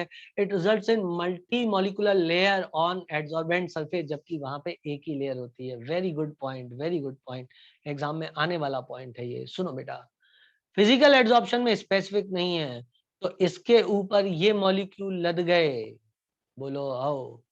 क्योंकि स्पेसिफिक नहीं था, क्योंकि स्पेसिफिक नहीं था, कोई शर्त नहीं थी, तो इनके ऊपर ये लद गए। अरे यार कलर बदला था, कलर नहीं बदला इसने, ऐसा क्यों किया? इसके ऊपर ये लद गए। अरे बोलो बेटा, कोई स्पेसिफिक बात नहीं थी, तो क्या हुआ बच्चों? इसके ऊपर ये लद गए। आ रहा है समझ में? यदि बात स्पेसिफिक होती तो बेटा देखभाल के काम होता। क्लियर है? ये तो नॉन स्पेसिफिक है प्रोसेस, ठीक। जबकि यदि यहीं पर केमिकल एड्सॉर्प्शन होगा बेटा, तो केमिकल एड्सॉर्प्शन में एक सिंगल लेयर बनेगी और उसके बाद में वैलेंसी खत्म हो जाएगी, उसके बाद कुछ नहीं होगा। क्या बात सबको क्लियर है बच्चों? यहाँ पर क्या होगा बेटा? यहाँ पर सिर्फ एक सिंगल लेयर बनेगी, एक बार बॉन्ड फॉर्म हो गया फिर कुछ नहीं होना है। तो नीचे वाला डायग्राम किसका है? केमिकल एब्जॉर्प्शन का। ऊपर वाला डायग्राम किसका है? फिजिकल एब्जॉर्प्शन का। आई होप सो मैं अपनी बात तुम लोगों को समझा पाया और तुम लोगों को समझ में आ गया होगा। क्लियर है बेटा इतनी बात? ठीक है बेटा, चूंकि एनसीईआरटी पढ़नी है तो मुझे लगा यही फॉर्मेट एनसीईआरटी पढ़ने का सबसे बेस्ट है कि एनसीईआरटी लगाओ और पढ़ा दो, वरना टाइम बहुत खराब होता है लिखने लिखाने में इसको, और यहीं के यहीं मैं पूरी आपको सिखा रहा हूँ। मैं पी ब्लॉक की भी बिल्कुल ऐसी ही रिकॉर्डिंग आप लोग के लिए बना रहा हूँ, जब एनसीईआरटी आपके सामने रहेगी और मैं लाइन टू लाइन एनसीईआरटी आपसे डिस्कस करूंगा, और वो आपको मैं जल्दी दे दूंगा देखने के लिए। ठीक है ना, एक दो दिन बाद में डालूंगा ये सब, और आप सब लोग फिर आखिरी में बस सोते समय ऐसे करके लगाओ कान में, और बस बैठ के आराम से लेटे हुए देखते रहो, 2-4 बार एनसीईआरटी देख लो, चैप्टर हो गया खत्म। ठीक है बेटा, चलो आगे बढ़े। अब आता है बेटा एड्सॉर्प्शन आइसोथर्म। एड्सॉर्प्शन आइसोथर्म की बात कर रहे हैं, the variation in the amount of the gas adsorbed by the adsorbent with pressure at constant temperature can be expressed by the means of curve called as adsorption isotherm। देख बेटा, इधर x by m है, मतलब कितनी gas adsorb हुई। Isotherm क्यों बोलते हैं, याद करो चैप्टर थर्मोडायनेमिक्स, आइसोथर्म पढ़े होंगे ना, आइसो बार, आइसोथर्म, आइसोकोर। आइसोथर्म कब होते हैं, जब कोई ग्राफ कांस्टेंट टेम्परेचर पर बनता है तो उसके लिए शब्द आता है आइसोथर्म। बहुत बढ़िया। तो एक कांस्टेंट टेम्परेचर पे प्रेशर के साथ वेरिएशन देखा गया है एड्सॉर्प्शन का। तो यदि हम देख रहे हैं तो हमें दिख रहा है यहाँ पर कि ये ग्राफ कुछ यूं जा रहा है, ये x बाई m है और ये p है, और हम इसको देख रहे हैं कि प्रेशर जैसे जैसे बढ़ रहा है इधर की ओर, जैसे जैसे प्रेशर बढ़ रहा है एड्सॉर्प्शन बढ़ रहा है, लेकिन एक हद से ज्यादा जब प्रेशर हो गया तो फिर एड्सॉर्प्शन बढ़ा नहीं, फिर एड्सॉर्प्शन बढ़ा नहीं, x बाई m की वैल्यू ऑलमोस्ट क्या हुई बच्चों, कांस्टेंट रह गई। उसके बाद में x बाई एम की वैल्यू क्या हुई बच्चों, ऑलमोस्ट कांस्टेंट रह गई, उसके बाद में वैल्यू नहीं बदली। मतलब इसने क्या दिखाया, इसने आपको ये दिखाया कि इसने ये दिखाया कि x बाई एम की वैल्यू प्रेशर पे डिपेंडेंट है कांस्टेंट टेम्परेचर पर एक हद तक। एक प्रेशर के ऊपर यदि प्रेशर हो गया, एक निश्चित प्रेशर के ऊपर यदि प्रेशर हो गया तो फिर रेट ऑफ एड्सॉर्प्शन नहीं बदलेगा, even if the pressure is increase, तो भी अमाउंट ऑफ एड्सॉर्बेट वही बना रहेगा, वो और फर्दर नहीं बदलेगा। क्या बात क्लियर है बेटा, क्या बात क्लियर है सब लोग को? तो इसके लिए फ्रेडरिच ने आइसोथर्म दिया और एक इक्वेशन बनाई उसने, और इक्वेशन क्या थी बेटा देखना, इक्वेशन थी x by m is equal to KP की पावर 1 बाई एन। केपी से आप कोई नाम सोच लो बेटा, कृष्णपाल, केपी से आप कोई भी नाम सोच लो, कृष्णपाल, या कोई नाम जो आपको याद आता हो, कविता पाटीदार, या कोई और नाम जो आपके मन को ज्यादा भाता हो, कशिश पाटीदार। क्या बात समझ में आ रही है कि पावर 1 बाई एन, यदि आप में से इसका ऐसा किसी का नाम है तो मुझे पता नहीं है, याद नहीं है, लेकिन केपी से आप कोई भी ऐसा नाम सोच लो जो आपके जीवन में हो। मेरे पिताजी का नाम इससे है, इसलिए मैंने इसको ऐसे याद कर लिया है। क्लियर है बेटा इतनी बात? I suppose that you understand this. मेरे पापा के नाम के इनिशियल्स यही हैं, तो मैंने इसको ऐसे ही याद कर लिया था, केपी की पावर 1 बाई एन। अरे बोलो आया कि नहीं आया? क्लियर है बेटा इतनी बात? जल्दी बोलो, आ गया, आ गया? Okay, very good. किसी के फ्रेंड का नाम हो सकता है, किसी के फ्रेंड का नाम हो सकता है जो आपको बहुत पसंद हो, वो भी आप याद कर सकते हो, फ्रेंड को बताने की क्या जरूरत है। क्या बात क्लियर है बेटा सब लोगों को? ओके, केपी की पावर 1 बाई एन, और ये 1 बाई एन की जो वैल्यू है बच्चों, यदि इनिशियली देखी जाए तो ग्राफ एकदम स्ट्रेट ऊपर की ओर जा रहा था। सर क्या के क्या है यहाँ पर, के बेटा कुछ नहीं है, के इज अ कांस्टेंट, के इज ए कांस्टेंट, देखो लिखा हुआ है ना यहाँ पे बच्चे, के इज ए कांस्टेंट। लो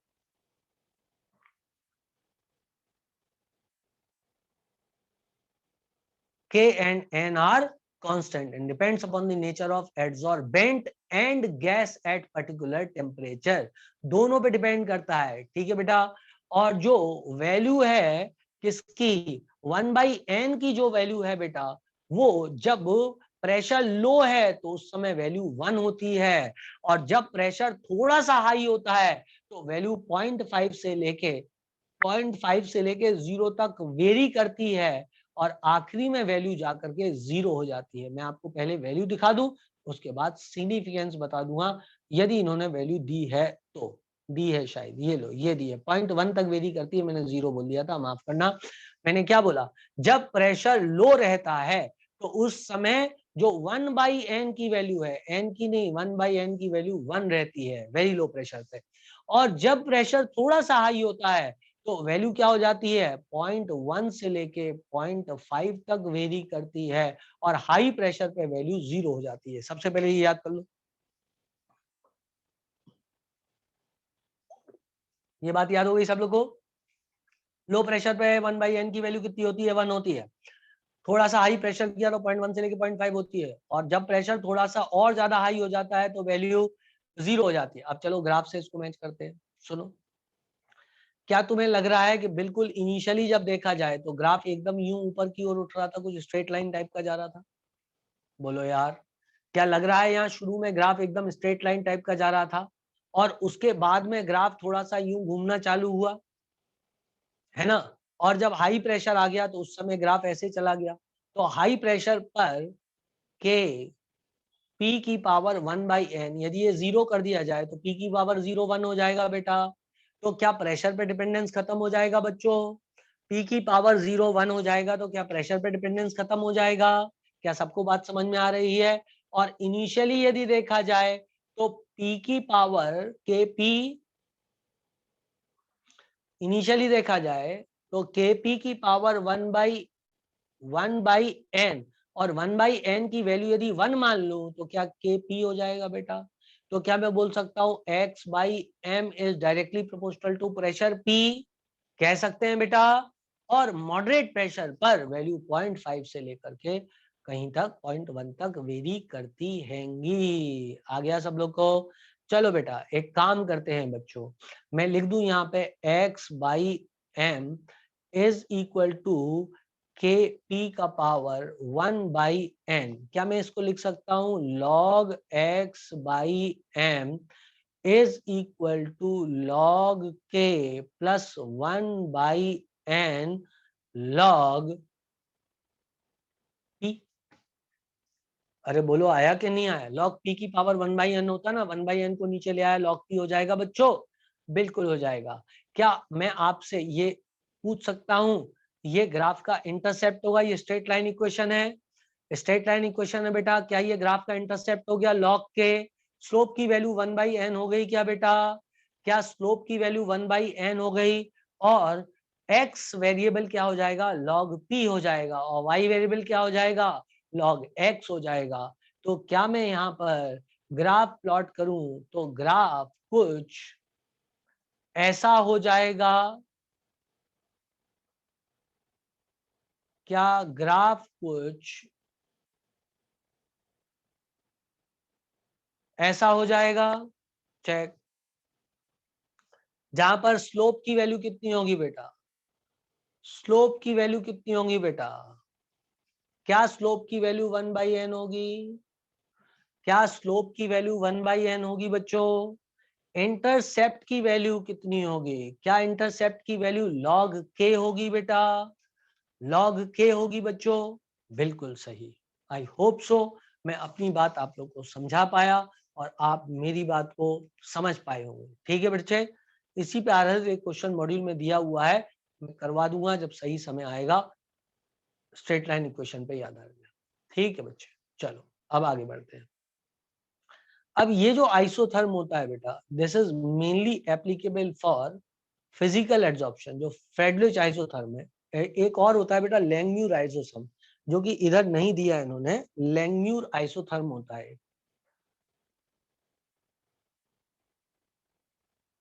कई बुक्स में दिया रहता है, लैंगम्यूर आइसोथर्म होता है। ठीक है बेटा, वो केमिकल एड्सॉर्प्शन को जनरली दिखाता है, और उसमें होता है x/m इज इक्वल टू आप अपॉन 1 प्लस बाप। अरे बोलो याद हो गया? शॉर्ट फॉर्म तो मैं ऐसे बताता हूँ, बिल्कुल दिल को छू जाए। क्या आपको याद हुआ? x by m is equals to आप upon 1 plus बाप, where a and b are constant, where a and b are constant. अपनी कॉपी पे नोट कर लो या साइड में नोट कर लो। ये लैंगम्यूर आइसोथर्म है जो कि मेनली किसको दिखाता है? केमिकल एड्सॉर्प्शन को। और इसमें इक्वेशन होती है x by m is equal to आप अपॉन 1 प्लस बाप, जहां पे p प्रेशर है, a and b are constant. Note करो फटाफट, जल्दी जल्दी पल्दी पल्दी नोट कर लो। हो गया नोट सबका?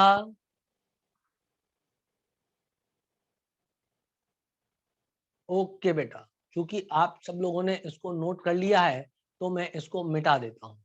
मिटा दूं बेटा?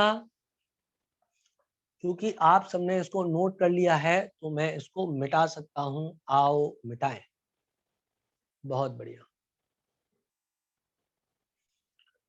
अब बेटा, एड्सॉर्प्शन फ्रॉम सॉल्यूशन फेज, क्या सॉल्यूशन फेज से भी एड्सॉर्प्शन हो सकता है? बिल्कुल हो सकता है। सॉल्यूशन फेज से एड्सॉर्प्शन में क्या होगा बेटा? अभी हम क्या कर रहे थे? केमिकल फेज से एड्सॉर्प्शन करा रहे थे। यदि हम मान लो acetic acid, when a solution of acetic acid in water is shaken with the charcoal, तो क्या ये हो सकता है बेटा कि चारकोल अपनी सरफेस पे, ये चारों तरफ क्या था? चारों तरफ था सोल्यूशन, ये था पूरा सोल्यूशन था यहाँ पर, ठीक है, भरा हुआ। और आपने क्या लगाया यहाँ पर? यहाँ पर आपने लगाया चारकोल। क्या चीज है यहाँ पर? ये है चारकोल। क्या चारकोल अपनी सतह पर एसिटिक एसिड के कुछ मॉलिक्यूल्स को एडसॉर्ब कर सकता है बेटा? किसी को कोई दिक्कत होगी क्या? क्या वो एसिटिक एसिड के कुछ मॉलिक्यूल्स को एडसॉर्ब कर सकता है बच्चों? बिल्कुल कर सकता है। इस टाइप के एडसॉर्प्शन को हम क्या बोल देंगे? It is a adsorption from liquid phase, from solution phase. If the acetic acid present in water is shaken with the charcoal, some of the acetic acid molecules gets deposited on the surface of the charcoal and the molarity of acetic acid decreases. Do you agree with me beta? And the molarity of acetic acid will decrease. You agree with me? Okay, चलो आगे बढ़ते हैं. Similarly, the litmus solution when shaken with the charcoal becomes colorless. यदि litmus paper को charcoal के साथ में रखा जाए तो वो कलरलेस हो जाता है. इसी प्रकार precipitate of magnesium hydroxide attains blue colour when precipitated in presence of मैग्नीसॉन reagent. ये सिर्फ एग्जाम्पल्स हैं, एक बार पढ़ लेने हैं, मैकेनिज्म की कोई जरूरत नहीं है. The colour is due to adsorption of magneson. ठीक है बेटा, मैग्नीशियम हाइड्रोक्साइड का कलर जो ब्लू ब्लू दिखाई देता है वो मैग्नीसॉन के एड्सॉर्प्शन के कारण दिखाई देता है. क्या बात समझ में आ गई बेटा? जल्दी बोलो बेटा. और लिटमस पेपर में जो कलर का कारण होगा उसको चारकोल ने एड्सॉर्ब कर लिया होगा, इसलिए लिटमस पेपर कैसा हो गया था? कलरलेस हो गया था. जबकि मैग्नीशियम हाइड्रोक्साइड जो जनरली कलरलेस होता है वो कैसा बन गया? ब्लू कलर का बन गया, क्योंकि उस पर एड्सॉर्प्शन किसका हो गया? मैग्नीसॉन का हो गया. अच्छा, the extent of adsorption decreases with increase of temperature. क्या ये बात क्लियर है? टेम्परेचर बढ़ाएंगे तो एड्सॉर्प्शन गिर जाएगा. The extent of adsorption increases with the increase of surface area. The extent of adsorption depends on the concentration of solute in the solution. ज्यादा acetic acid होगा तो ज्यादा एड्सॉर्ब होगा. It also depends upon the nature of adsorbent and adsorbate. अरे भैया, जब भी physical attraction होगा तो ये उन दोनों के नेचर पे डिपेंड करेगा, और केमिकल होगा तो क्या उनके नेचर पे डिपेंड करेगा कि नहीं करेगा? Physical adsorption depends upon the nature of adsorbent and adsorbate. Does chemical also depends?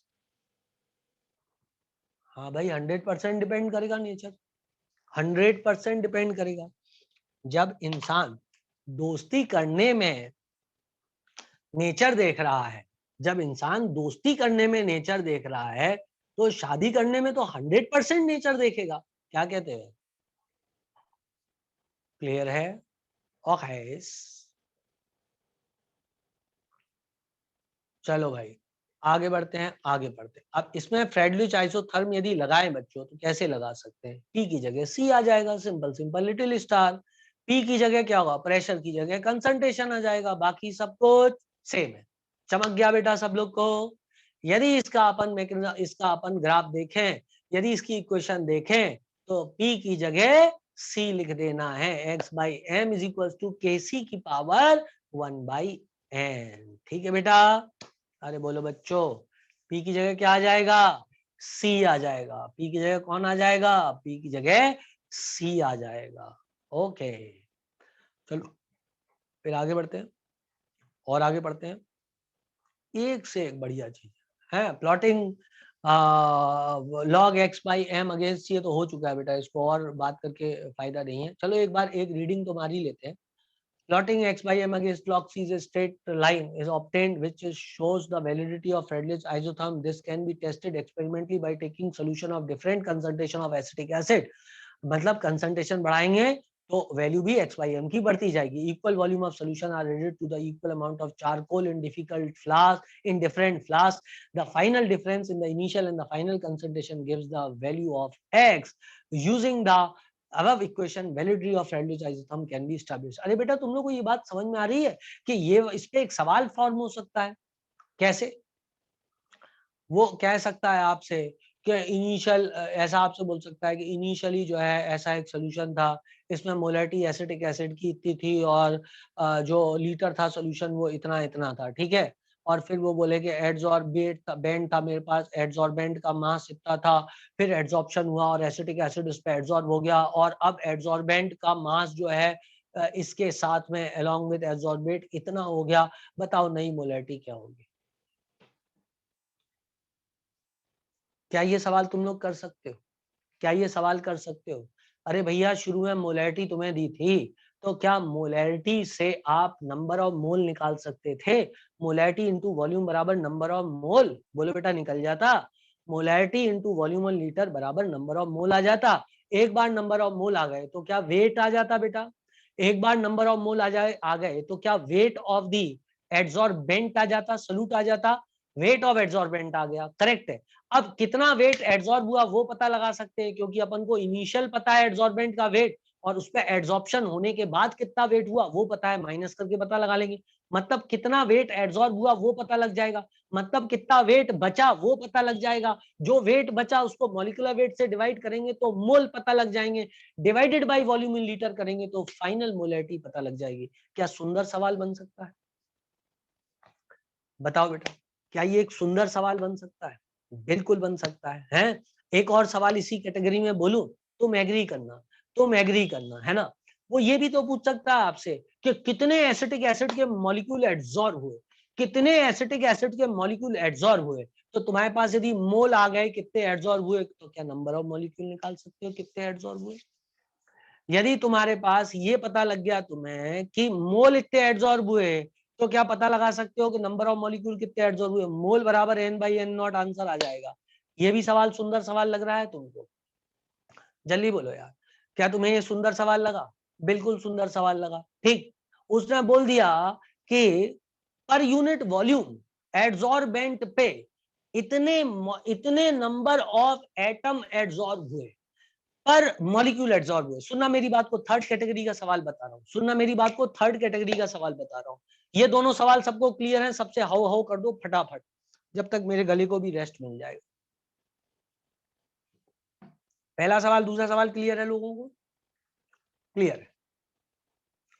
तीसरा सवाल क्या बन सकता है? तीसरा सवाल वो ये बना सकता है, वो आपसे ये कह सकता है कि जो एड्सॉर्बेंट है उसका सरफेस एरिया इतना है, जो एड्सॉर्बेंट है उसका सरफेस एरिया उसने बोल दिया कि 2 मीटर स्क्वायर है, ठीक है।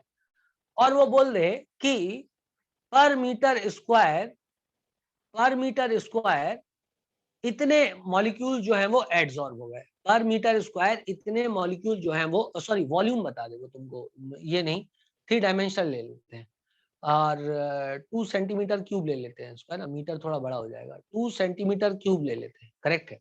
और वो बोल दे कि पर सेंटीमीटर क्यूब इतने एड्सॉर्ब हुए, पर सेंटीमीटर क्यूब इतने एड्सॉर्ब हुए, इनिशियल कंसंट्रेशन इतना था, इनिशियल कंसंट्रेशन इतना था, तो बताओ फाइनल कंसंट्रेशन कितना है? पता लगा सकते हो कि नहीं लगा सकते हो?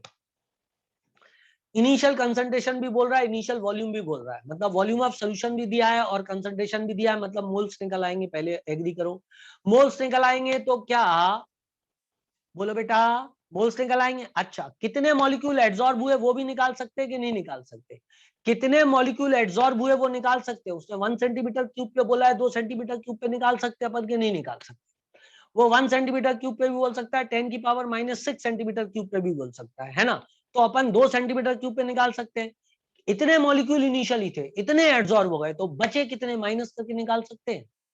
बचे कितने माइनस करके निकाल सकते हैं? और जो मॉलिक्यूल बचे उनको यदि एन नॉट से डिवाइड कर दें तो क्या फाइनल मोल्स आ जाएंगे? और यदि फाइनल मोल्स आ गए तो क्या फाइनल मोलैरिटी आ जाएगी? यार तुम लोग को ये सवाल सही में समझ में आया है कि नहीं आया? जल्दी से एग्री कर जाओ यार, यदि आया हो तो बोलो हाँ, और नहीं आया हो तो बोलो हाँ। मेरे पास बोर्ड भी है समझाने के लिए, कोई टेंशन की बात नहीं।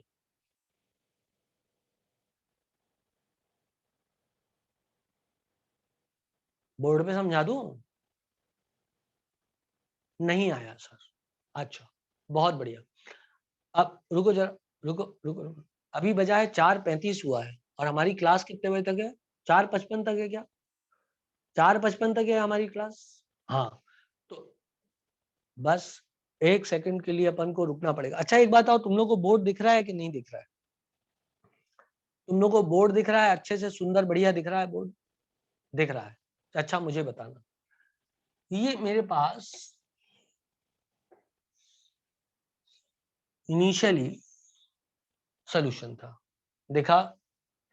अरे यार रोज ही ब्लर रहता है तुमको।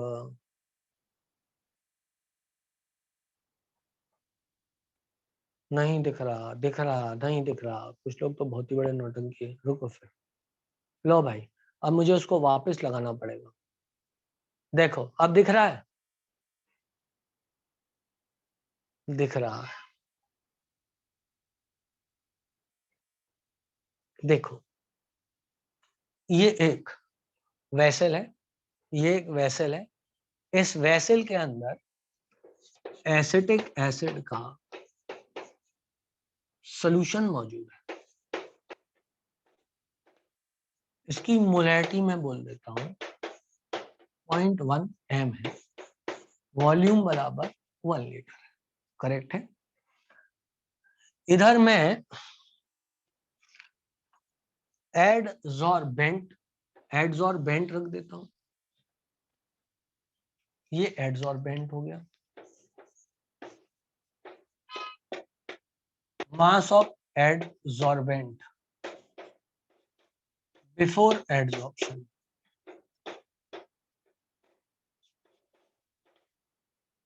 बराबर 2 gram. And mass of adsorbent after adsorption 4 gram. 4 gram correct है?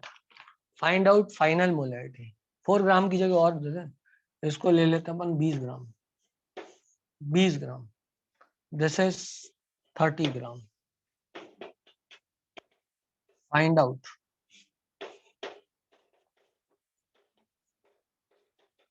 Final M. इनिशियल एम कितना है? 0.1 है। तो इनिशियल मोल कितने हुए बेटा? इनिशियल मोल्स कितने हो गए बच्चों? क्या इनिशियल मोल 0.1 मोल हो गए? तो वेट कितना होगा?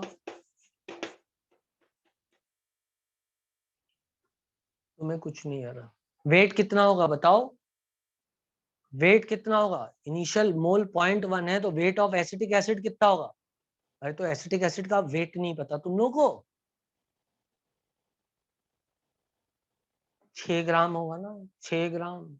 अरे बोलो ना, अरे 60 होता है ना। हम्म, तो सवाल में चेंज करना पड़ेगा। इसको हम 32 कर देते हैं। अरे नहीं सॉरी, 32 नहीं, पहले कितना था? 20 था, तो इसको अपन कर देते हैं कितना? 22 ग्राम। करेक्ट है? तो वेट कितना हो जाएगा? Number of moles into molecular weight बराबर 6 ग्राम। भाई एड्सॉर्ब कितना हो गया? 2 ग्राम। भाई एड्सॉर्ब कितना हुआ? 2 ग्राम। अरे बोलो आ रहा है कि नहीं आ रहा है? एड्सॉर्ब कितना हुआ? क्या 2 ग्राम एड्सॉर्ब हो गया? अब 2 ग्राम एड्सॉर्ब हो गया बच्चों, तो फाइनल कितना बचा? वेट लेफ्ट बराबर 6 माइनस 20 से 22 हो गया, मतलब 2 बराबर 4 ग्राम। तो m फाइनल क्या हो जाएगा? 4/60 इंटू 1/1 इन लीटर्स। 1 लीटर ना सोल्यूशन, तो बराबर कितना हो जाएगा? इट विल बी, अब तुम 1/15 हो जाएगा। आया कि नहीं आया? आ गया बेटा सब लोगों को? ये वाले सवाल में कोई दिक्कत, कोई परेशानी? कोई दिक्कत, कोई परेशानी नहीं है ना? चलो ठोप लो इस सवाल को, टोपो टोपो टोपो टोपो। तो मुझे टोपो, मुझे क्या हुआ हो गया?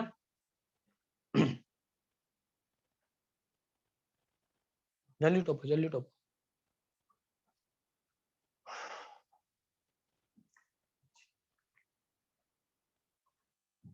आई सपोज दैट आपको ये बात समझ में आ गई है। ठीक है बेटा, अब सुनो, इसमें ही मैं यदि मान लो थोड़ा वैरायटी ऐड करना चाहूँ, मेरा मन ऐसा कर रहा है कि मैं थोड़ी वैरायटी इसमें ऐड कर दूं। वैरायटी ऐड करने के लिए मैं क्या कर सकता हूँ? मैं इसमें वैरायटी ऐड करने के लिए, यार रिकॉर्डिंग ऑन करी थी कि नहीं करी थी? हाँ ऑन है, ऑन है, बहुत बढ़िया। अब इसमें वैरायटी ऐड करने के लिए मैं क्या कर सकता हूँ? मैं ऐसा कर सकता हूँ, अरे यार वैरायटी में कुछ नहीं रखा, क्या होगा? अभी वेट चल रहा था ना, अब मैं क्या करूंगा? नंबर के आधार पे दे दूंगा। मैं क्या करूंगा? नंबर के आधार पे दे दूंगा। मैं ये बोल दूंगा कि ये एड्सॉर्ब बेंट है, ये है एड्सॉर्ब बेंट, और इसका सरफेस एरिया है 2 सेंटीमीटर क्यूब। करेक्ट है? इसका सरफेस एरिया है 2 सेंटीमीटर क्यूब। एम इनिशियल बराबर 0.1, वॉल्यूम बराबर 1 लीटर। वॉल्यूम किसका है ये? हाथी का। वॉल्यूम ऑफ सॉल्यूशन बराबर 1 लीटर। ठीक, उसने बोला कि पर 1 इंटू 10 की पावर -6 सेंटीमीटर क्यूब ऑफ एडसॉर्बेंट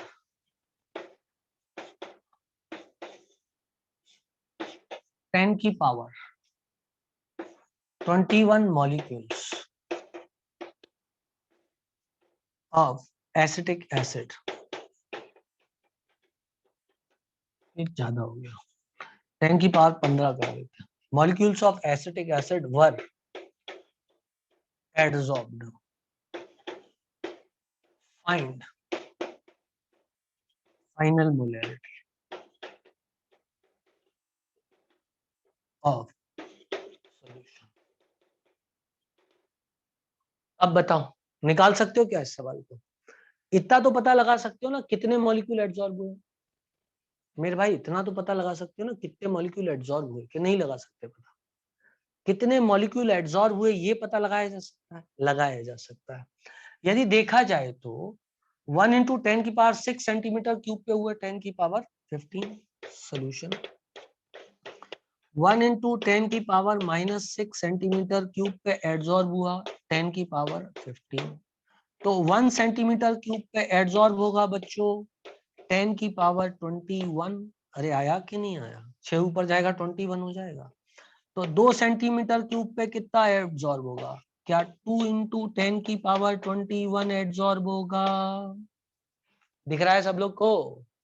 कितना एब्जॉर्ब होगा? यहाँ पे एब्जॉर्ब हो जाएगा 2 इंटू 10 की पावर 21 एब्जॉर्ब हो जाएगा। इनिशियली कितने थे? इनिशियली नंबर ऑफ एटम कितने थे? इनिशियल मोल्स बराबर 0.1 मोल। तो इनिशियल नंबर ऑफ मॉलिक्यूल्स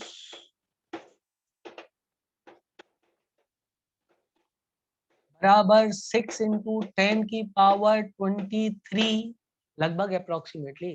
इसमें सवाल में दे देगा वो नंबर 6 इंटू 10 की पावर 23 कंसीडर करो, है ना, वो पॉइंट पॉइंट कौन निकालेगा। इतना हो गया बेटा, आया कि नहीं आया? ठीक है, इनिशियली 23 क्यों, 22 आएगा। आया कि नहीं आया? 6 इंटू 10 की पावर 22 आएगा। यार मुझे अकेले को समझ में आ रहा है कि तुम लोग को भी आ रहा है? तुम लोग को भी आ रहा है ना? आ रहा है, बहुत बढ़िया। मैं हल्का सा एक चेंज करने वाला हूँ उसमें, हल्का सा इतना सा, मैं इसको 16 करने वाला हूँ। तो ये 16 हो गया, तो ये 22 हो गया। कैलकुलेशन आसान हो जाएगी ना यार, नीट में कैलकुलेशन आती नहीं। तो अब मेरे को ये पता लगा सकता हूँ क्या मॉलिक्यूल्स लेफ्ट, क्या पता लगा सकता हूँ मॉलिक्यूल्स लेफ्ट, बोलो बोलो। मॉलिक्यूल्स लेफ्ट इन सोल्यूशन बराबर 4 इंटू 10 की पावर 22 मोलैरिटी फाइनल 4 इंटू 10 की पावर 22 अपॉन 6 इंटू 10 की पावर 23 1/1। आया कि नहीं आया? आ गया? सब लोग को आ गया? सरल सवाल, बेसिक मैथ्स, हल्का फुल्का बस, और बहुत सरल सवाल, ठीक है ना। ऐसे ही मैं 4-5 सवाल और बना सकता हूँ इस पे, लेकिन कोई जरूरत नहीं है। आप तो नीट का पेपर देखो तो आपको दिख रहा है एग्जामिनर इतना डरा हुआ है कि वैल्यूज तक नहीं बदलना चाह रहा। सोचो मतलब क्या हालात हैं देश के। सोचो, इसको एग्जाम बोलते हैं क्या? वैल्यूज तक चेंज ना की जाए, इसको एग्जाम बोलते हैं क्या? This is not exam, this is not exam. वो इतना डरा हुआ है कि वो वैल्यूज तक नहीं बदलना चाह रहा है। ईश्वर मालिक है। मुझे तो डाउट हो गया कि एग्जामिनर को खुद को भी सवाल आता था कि नहीं आता था। आप मत बोलो वरना एग्जामिनर भड़क जाएंगे और डिफिकल्ट पेपर बना देंगे। ऐसा बोल रहे हो क्या बेटा? ऐसा बोल रहे हो क्या? यदि एग्जामिनर ने डिफिकल्ट पेपर बना दिया बेटा तो आपको बहुत एडवांटेज रहेगा, आप चिंता मत करो। यदि एग्जामिनर ने डिफिकल्ट पेपर बना दिया तो आप बहुत एडवांटेज में रहोगे बेटा। जब तक ऐसे सड़े हुए पेपर बनते रहेंगे तब तक पढ़ने वाला बच्चा सदा डिसएडवांटेज में रहेगा। समझो इस बात को। एक ऐसा व्यक्ति भी रैंक मार सकता है जो सिर्फ आंसर्स रट्टा मार के आ गया, जिसने एनसीईआरटी समझी नहीं है, सिर्फ रट ली है, वो भी उस क्वेश्चन को सॉल्व कर सकता है। सोचो कितना अनफॉर्चुनेट सीन है। खैर, जब मैं एग्जामिनर बनूंगा तब बताऊंगा, तब आपका नीट में 20% आएगा, लेकिन सिलेक्शन आपका 20% पे ही हो जाएगा। लेकिन 20% वही सॉल्व कर पाएगा जिसने कंसेप्ट सीखे हैं।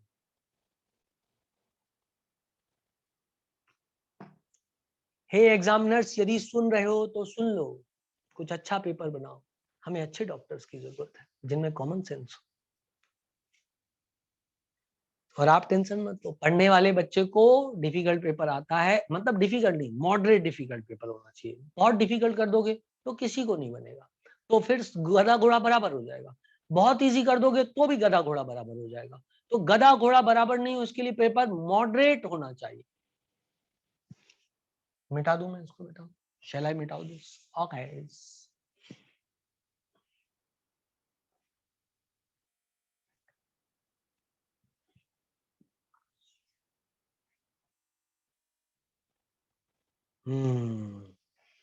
चलो, अब मैं तो आपको एनसीईआरटी पढ़ा रहा था और आप लोग पढ़ भी रहे थे। एक सेकंड के लिए रुक जाओ बस। ओके बच्चों, तो हम यही वाला पेज पढ़ रहे थे एनसीईआरटी का। अब पढ़ते हैं हम एप्लीकेशन ऑफ एडसॉर्प्शन।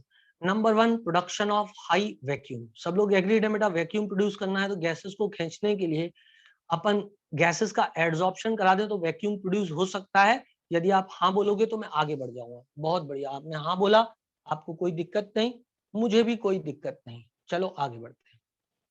अगला पॉइंट बच्चों, अगला पॉइंट गैस मास्क। आजकल मास्क का बहुत प्रचलन है। गैस मास्क, बेटा गैस मास्क में एड्सॉर्प्शन अपन कर सकते हैं। कई बार क्या होता है कि हम कुछ ऐसी जगह जाते हैं जहां डेंजरस गैसेस होती हैं। कई बार हमने सुना होगा कि हमारे कुछ कर्मचारी गटर में घुसे उनको साफ करने के लिए और उनकी मृत्यु हो गई, क्योंकि वहां पर डेंजरस गैसेस प्रेजेंट होती हैं, उन बेचारों को पता भी नहीं होता है और सुविधाएं नहीं होती हैं, उनको कई बार मास्क नहीं दिए जाते हैं और वो बेचारे वहीं पर फंस करके खत्म हो जाते हैं। तो ये गैस मास्क क्या करता है, ये डेंजरस गैसेस को एब्जॉर्ब कर लेता है। क्या बात क्लियर है बेटा? ऐसा ही कोल माइंस में होता है। कोल माइंस में कार्बन मोनोऑक्साइड हो सकती है, सल्फर डाइऑक्साइड हो सकती है, क्योंकि पृथ्वी के नीचे सल्फर डाइऑक्साइड खूब होती है बेटा। वोल्केनो फटता है ना, सल्फर डाइऑक्साइड ही बाहर निकलती है। आया कि नहीं आया? उस गैस को एब्जॉर्ब कर लेता है कौन? मास्क। मास्क में क्या होता है? मास्क में होता है एक्टिवेटेड चारकोल, जो कि किसकी तरह काम करता है? एड्सॉर्बेंट की तरह काम करता है। वो गैस को कहता है आओ गैस मुझ पे बैठ जाओ, कहाँ जा रही हो आदमी मारने के लिए, इधर बैठो, कुछ दिन तो गुजारो गुजरात में। और गैस वहां पे बैठ जाती है। क्लियर है बेटा? ऐसा कौन बोलता है? ऐसा कालू बोलता है। कालू मतलब charcoal. Now control of humidity, यदि ह्यूमिडिटी ज्यादा है बेटा तो भी अपन क्या कर सकते हैं? एड्सॉर्प्शन करा सकते हैं। आपको तो पता है सिलिका और एल्युमिनियम जेल जो होते हैं वो क्या करते हैं? मॉइस्चर को एड्सॉर्ब कर लेते हैंगे। आगे बेटा, रिमूवल ऑफ कलरिंग मैटर, हमने पढ़ा था कि एनिमल चारकोल का प्रयोग किया जाता है कलरिंग मैटर्स को हटाने के लिए। फिर आता है हेट्रोजिनस कैटलिस्ट। हेट्रोजिनस, CaCl2 का यूज करेंगे बेटा तो एब्जॉर्प्शन कर लेगा, वो भी कर सकते हैं, लेकिन वो एप्लीकेशन ऑफ एड्सॉर्प्शन नहीं होगा, एप्लीकेशन ऑफ एब्जॉर्प्शन होगा। क्लियर है बेटा? Now heterogeneous catalyst, heterogeneous catalyst का मतलब होता है जब adsorption of reactant on solid surface, मतलब रिएक्टेंट जो गैसेस हैं वो सॉलिड के सरफेस पे जाके एड्सॉर्ब हो जाए, तो इसको बोलते हैं हेट्रो। जब दोनों एक ही फेज में होते हैं तो बोलते हैं होमो। क्या बात क्लियर है? आगे बेटा, adsorption of reactant on the solid surface of catalyst increases the rate of reaction। जैसे कि H2SO4 के मैन्युफैक्चर में कौन सा प्रोसेस यूज होता है यहाँ पर बेटा? H2SO4 का जब मैन्युफैक्चर करते हैं अपन, कॉन्टैक्ट प्रोसेस। और कॉन्टैक्ट प्रोसेस का कैटलिस्ट तो किसी को भी नहीं भूला होगा, क्या सबको याद है? हाँ याद है, V2O5 was the contact process का कैटलिस्ट। ठीक, हाइड्रोजिनेशन ऑफ एल्कीन्स में निकेल एल्युमिनियम एलॉय का, रेने निकेल का, पैलेटिनम का, पैलेडियम का, इन सब का प्रयोग करते हैं, क्योंकि गैस एड्सॉर्ब होती है किस पर? सॉलिड पर, इसलिए इसको बोलते हैं हेट्रोजिनस कैटलिस्ट। चलो बेटा आगे बात करते हैं सेपरेशन ऑफ इनर्ट गैसेस। क्या इनर्ट गैसेस को अपन फिजिकल एड्सॉर्प्शन की मदद से सेपरेट कर सकते हैं बच्चों? बिल्कुल सेपरेट कर सकते हैं। जिसका मॉलिक्यूलर वेट ज्यादा होगा उसका एड्सॉर्प्शन ज्यादा होगा, और जिसका कम होगा उसका एड्सॉर्प्शन कम होगा। तो नोबल गैसेस को आपस में सेपरेट किया जा सकता है with the help of coconut charcoal. समझा? इन क्योरिंग द डिजीजेस, बेटा क्योरिंग द डिजीजेस में बहुत सारे ड्रग जो होते हैं वो जाकर के जर्म्स के ऊपर एड्सॉर्ब हो जाते हैं, और वहां जाकर के वो ड्रिलिंग मशीन लगा देते हैं, पंचर कर देते हैं जर्म्स को, और जर्म्स खत्म हो जाते हैं। क्या बात क्लियर है? बाकी आपको बायो वाले सर ने इसके बारे में बताया भी होगा। फ्रॉथ फ्लोटेशन प्रोसेस, क्या आपको याद है? लो ग्रेड सल्फाइड ओर का कंसंट्रेशन करने के लिए हम by separating it from silica and other earth metals, silica impurity होती थी, we use fine oil and frothing agents, adsorption हो जाता था वहां पर। ठीक है बेटा? अब adsorption indicator, surface of certain precipitates such as silver halide have the property of adsorbing some dye like eosine and fluorescein and thereby producing a characteristic color to the end point। Clear है बेटा? Next, chromatographic analysis, ये exam में आ सकता है कभी भी कि chromatography में क्या होता है, तो आपको बताना है in chromatographic analysis based on phenomena of adsorption find number of application. अच्छा ये कहाँ दिया हुआ है मैं आपको बताऊं, आपको कहाँ से पढ़ना है, सुनो। इस पे एग्जाम में क्वेश्चन आता है, लास्ट ईयर क्वेश्चन आया ना एग्जाम में, याद है? पेपर क्रोमेटोग्राफी आया लास्ट ईयर एग्जाम में, कौन से चैप्टर में है? चैप्टर का नाम बताओ, कौन सा चैप्टर है? 11। 11 क्या होता है नाम? हाँ,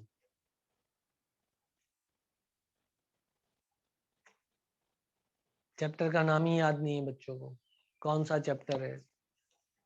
जीओसी जहां दिया है वहां पर है। चलो ठीक है, जिसमें जनरल ऑर्गेनिक केमिस्ट्री जिस चैप्टर में दिया है, हाँ ऑर्गेनिक कंपाउंड का एप्लीकेशन ऑफ ऑर्गेनिक कंपाउंड कुछ इस टाइप से चैप्टर है, और उस चैप्टर के अंदर ये बात दी हुई है, वहीं पे अपन को क्रोमेटोग्राफी डिटेल में अच्छे से पढ़ लेनी है। चलो भाई आगे बढ़े। बस एड्सॉर्प्शन खत्म हो गया। अब आता है टॉपिक कैटलिस्ट। कैटलिस्ट का क्या काम होता है? वो किसी रिएक्शन के रेट को बढ़ा देता है, ये काम होता है कैटलिस्ट का। जैसे कि हमारे पास पोटेशियम, बेटा क्या क्लास 4:55 तक है कि 5 बजे कुछ तक है? क्लास 4:55 तक है कि 5 कुछ है? 4:55 तो हो गए बेटा। चलो अब आज की सेवा समाप्त करते हैं, कल कैटलिस्ट आपको पढ़ाएंगे। टाटा बाय बाय, सी यू। स्वस्थ रहें, मस्त रहें, खुश रहें। कल भी एनसीईआरटी के साथ ही आना।